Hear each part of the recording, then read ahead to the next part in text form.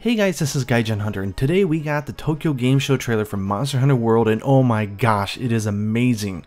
I mean, come on, we got 3 beautiful maps, a special boss map, a sneak peek at the story and setting for the game, the main hunters that we're going to be interacting with, voice acting, the name of the main village we're going to be in, story elements of tracking down a powerful monster shrouded in mystery, a massive scale boss battle, a new slippery type of monster that kind of reminds me of a baby Dalamadur, the most adorable fluffy bat-like creature in a new Coral map, a freaky yet kinda cute chameleon that has poison, a new entry-level monster that can cause flashbangs with its ears, a new flagship monster that looks like the devil mated with a Diablos and had a baby, a new flappy wing monster that roams the skies, adorable feline companions that can ride smaller monsters and attack the large monsters for you, steamy piles of mystery turd, massive cutscenes that hint at epic scale battles, Rathalos really upset that he isn't the flagship monster for this game,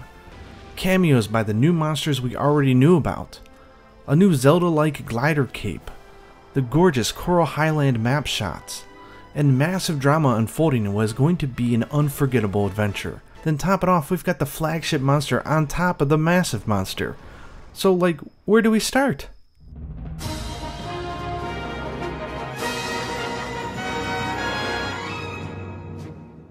Okay, starting things off, and I love it when trailers do that, is to start us where we already know where we're at, which is the Ancient Forest, which was the very first map that they showed in the first trailer. And you can see the big tree is that landmark there, and the water from here leads down into the second map, which is the Wild Spire Waste, which is kind of the place with the huge like anthill and the second trailer that we saw. And now in the third trailer we get a brand new map called the Coral Highland. This is sweet. It looks like an under the sea map, but it doesn't take place under the water, it's above land. So maybe it had water and then it drained out or something like that. But we get all sorts of really great aquatic-like monsters. We get these like jellyfish things that are flying in the air. I just love it. The design and the colors is so great. Then of course we have that huge event-like boss battle map, which they're showing 6 hunters here, but I believe they've officially already said that that battle is going to be with 4 hunters. I was kind of hoping for like a big raid theme, but I guess not. And now we get to see the main village of the game, which is called Astera, which I actually really like the name. It rolls off the tongue, Astera. But they also show us a lot of the different functions. Obviously, this is a huge village with multi-tiers, unlike anything we've seen in past games. And they have noted in interviews before that there's going to be 16 people online that can occupy this village, this instance of it. So you can interact and talk with other hunters and then go off in parties of 4, which is really sweet. I really like the idea that we have set characters that we're going to be traveling with and sort of like the leader master type guy, because this will definitely help in propelling the story. Monster Hunter 4 Ultimate proved that it works out really well. Okay, now whatever this like dark rock magma thing is definitely tied to the main monster, because we see these two things repeating a lot through the trailer. This scene looks epic. I can't wait to fight it. It kind of reminds me of Gogma in a way. Okay, now on to the new monsters. I love this thing. It sort of has like a Nargacuga vibe, but also like a lizard sort of like Dalamadur vibe to it. I love the color scheme. I like that it looks like a brand new skeleton, unlike any of the monsters we've seen before.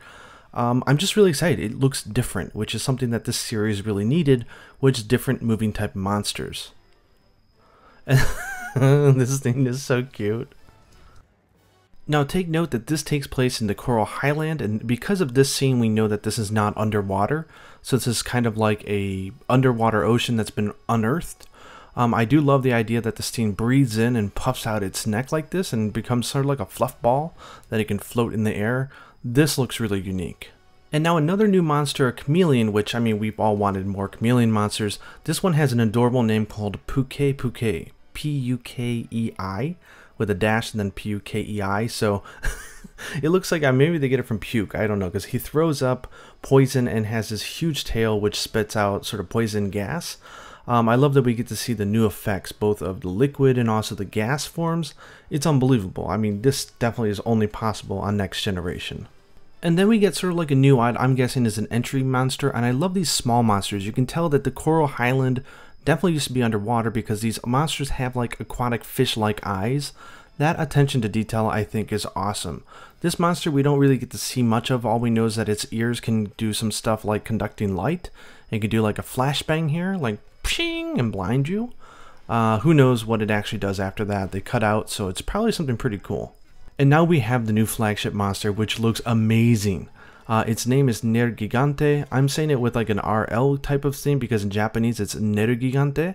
So I'm not sure what the English pronunciation is. It could come from Nero, which is black, and then Gigante for very large. Who knows? But it's a pretty darn cool looking monster. It looks like the devil. I mean, it's just so cool looking.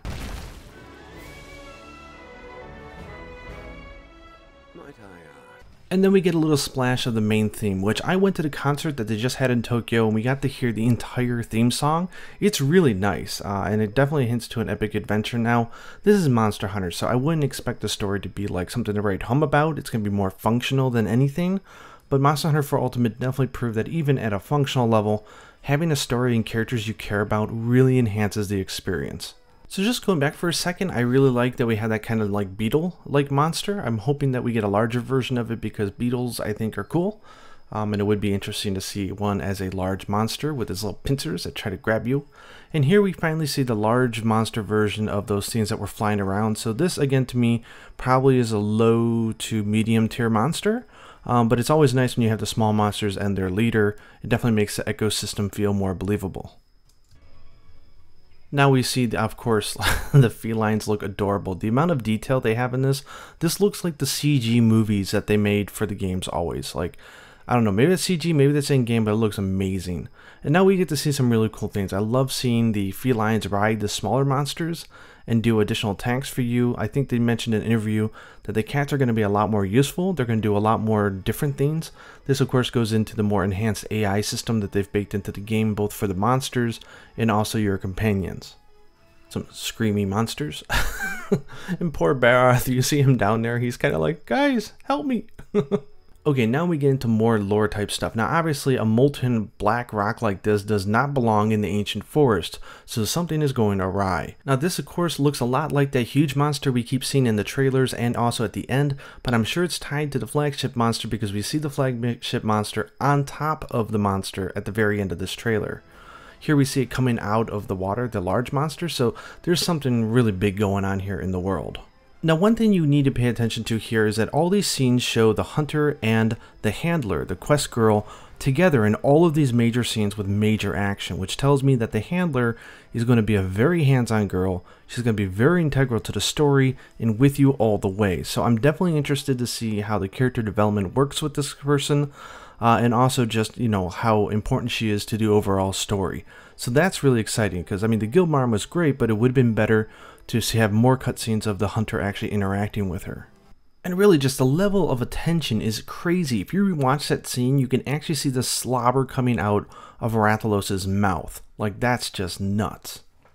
So here we just get to see Anjanath going, rah, we got some great Jagras action. And then we get to see the adorable Kuru Yaku, which is the really funny monster that likes to pick up stuff and throw it at you. I'm very happy to see this monster not only in the forest area, but also the Wild Spire Wasteland as well. I mean, they're connected. Like they did say in an interview that the water that comes from the ancient forest goes into the Wild Spire Wasteland. So I love that they're creating this world in which things are actually interconnected.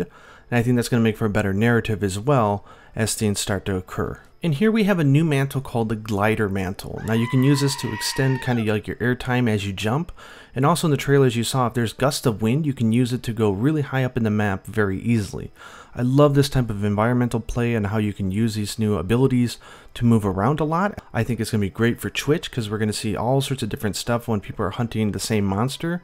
And I really love what they're doing with the mantles. As they said before, they're taking some of the skills that used to be in armor, like Challenger, which would make you more powerful when the monster is upset, like a taunt one where you know the monster will follow you, Rocksteady so you don't get as much knockback. They're taking a lot of those special skills that some people didn't use because they were hard to activate on your armor, and they're putting them all on mantles now. This makes it a heck of a lot more accessible, allows players to sort of juggle and use different ones during the same hunt, and I think it's a fantastic idea. Okay, time to back up. We see this really cool scene with the handler flying and the hunter catching her in the air. We see some of that crazy stuff going on with that huge monster, which I think is going to be a huge point in this battle, and we get a massive Dragonator. For those of you who are new to the series, that's an event type of weapon that deals massive damage to a huge monster. And then, very suspiciously, we have the new Flagship Monster, who I'm just going to nickname Nerg, because it's easier to say, on top the back of that huge monster we keep seeing throughout this trailer. So there's definitely some type of connection story-wise between these two monsters. And here at the very end, we see the release date. Yeah! Global, January 26th. I can't wait. That's one day after my birthday, guys. We see the pre-order items that you get if you get the game early, like when it comes out. And then we get to see the special deluxe edition, obviously the new gestures and the new type of transmog armor. I just made a video you can see on my channel in the description below, which walks you through all the different types of versions of the game that you can buy. And yeah, they just look unbelievable. Now, I'm just going to go off freestyle here and tell you about my overall thoughts. I thought this was an amazing trailer.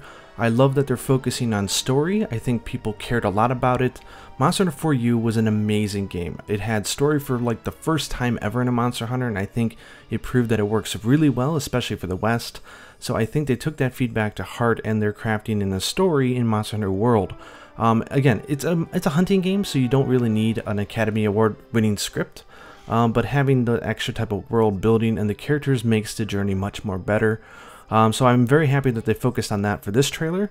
The new Flagship Monster I think is really cool looking. It's kind of like a Diablo's type of theme going on. I like that all its movements are really fast and aggressive. I think all too often we see monsters that are really big, so you can just sort of telegraph and see their moves, but this one, it seems to claw at you really fast. So I'm very interested in fighting it. I'm curious if it even has an element. Obviously it's connected to like that black rock and the magma, so maybe it's blast, maybe it's a new type of element, who knows? But I can't wait to learn more. I mean, this is like right before Tokyo Game Show, and they promised news every single day of Tokyo Game Show, which is 4 days in a row, guys. 2 days for business and 2 days for the public. So there's going to be a lot of more information. I'll be covering it here on my channel, so please stay tuned and watch all that. I wouldn't be surprised if we find out the names of these cool new monsters. I would definitely love to hear in the comments below which one's your favorite new monster, because we have like, what, 4 or 5 new ones? I imagine the fluffy bat-like monster is going to get some love. And the Flagship, of course, I think a lot of us like it or are just curious to see what it does. Let me know like down in the comments like what you guys thought about the trailer. I think Capcom also is very interested in knowing as well, and I think just talking about what we saw is really cool, because there's gonna be a lot of stuff that I missed as well. So when I read the comments and I see what you guys liked, I go back and I rewatch it, and there's just so much in this trailer. I think we're gonna be dissecting this thing for the next few weeks. Anyways, I think this was fabulous. We got the release date, which is not too far away. The hype drain, man, it's about to derail. It's going so crazy. So I'm super hyped. Let me know down in the comments below which edition you're gonna get.